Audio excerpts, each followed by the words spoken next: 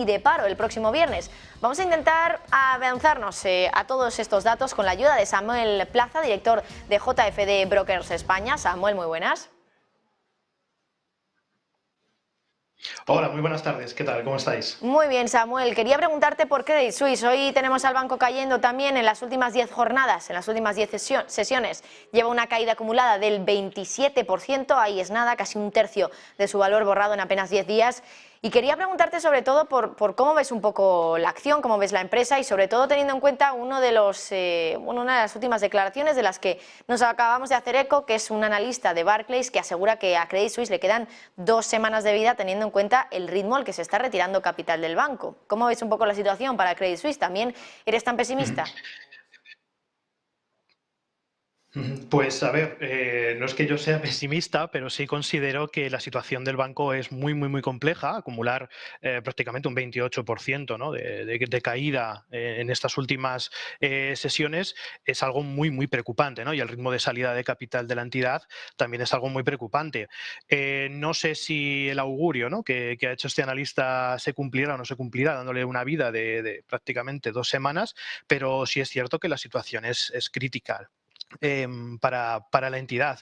Así que, bueno, lo vamos a observar muy de cerca. Evidentemente no es un título que en este momento yo creo que ningún inversor deba estar y las pruebas y las caídas en su cotización, pues así son, ¿no? No hay para nada confianza en la entidad, aunque evidentemente ha lanzado muchos mensajes para detener, digamos, esta sangría. Y bueno, vamos a ver, ¿no?, cómo sigue evolucionando los próximos días. Veremos estas 2 semanas y veremos si se cumple o no se cumple esta previsión, que seguramente también impactará de una forma o de otra en el resto del sector bancario europeo. Así que, pues bueno, vamos a mirarlo muy de cerca, porque la situación, como decimos, es crítica, ¿no?, en este momento para la entidad.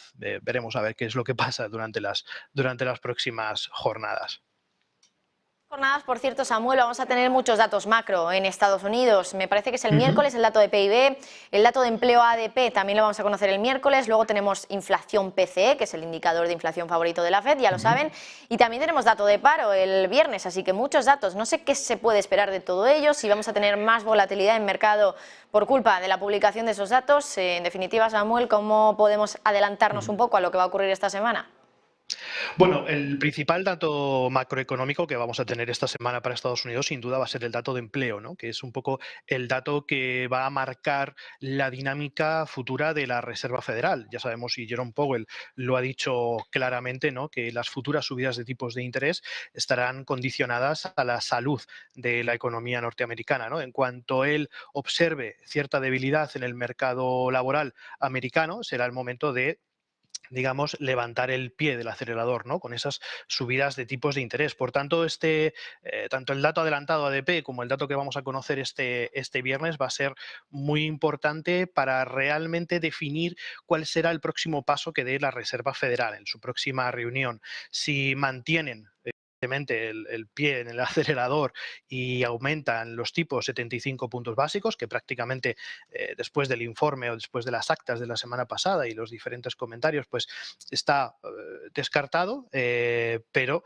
veremos a ver, ¿no?, qué es lo que ocurre por el otro lado, si tenemos un dato de empleo pues que cumple con las previsiones, pero es inferior a los datos anteriores, pues tendremos una confirmación de que la subida de tipos será de 50 puntos básicos. Por lo tanto, yo creo que, en resumidas, el dato de empleo de esta semana va a ser muy importante para la decisión que pueda tomar la Reserva Federal la próxima semana. Y en cuanto al resto de eventos macroeconómicos, como bien comentabas, tendremos ese dato de inflación que va a mirar la Reserva Federal. Por tanto, también será determinante para esta toma de decisiones, y seguramente va a ser una semana con bastante movimiento y bastante volatilidad.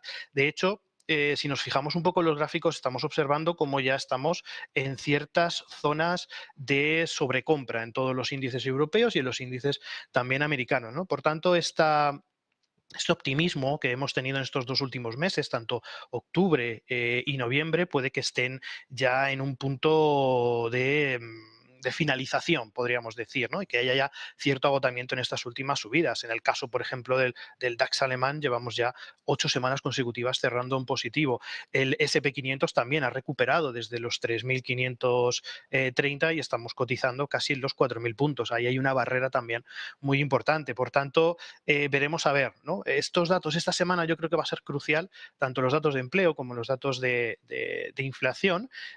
También vamos a conocer datos de PMIs y demás, y muy atentos también a lo que pueda ocurrir en China, ¿no? Con las últimas noticias que nos están llegando. Por tanto, sí, va a ser una semana, yo creo que muy importante, tanto para Estados Unidos como para Europa también, ¿no? Por esos niveles ya de sobrecompra que empiezan a verse en los mercados, y seguramente más de un inversor y más de dos van a considerar el cierre de sus posiciones, tomar beneficios, cerrar este año la cartera, y bueno, ya el año que viene pues ya veremos un poco hacia dónde nos dirigimos.